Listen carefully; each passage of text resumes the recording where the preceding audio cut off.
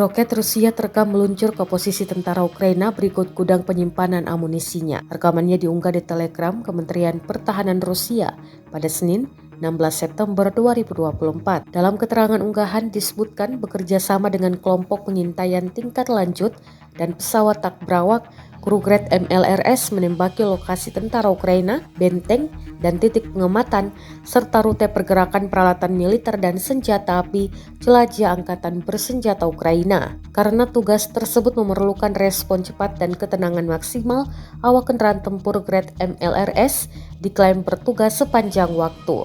Kali ini, kru Grad MLRS sukses menghancurkan posisi dengan tenaga kerja, peralatan militer, dan fasilitas penyimpanan musuh.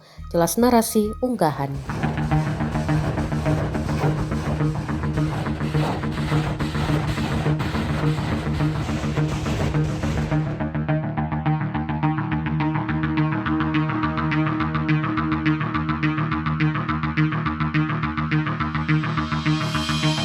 Западной техники, да, очень много у них, и уничтожают. Недавно уничтожили 3 семерки гаубиц у них и танк западного производства.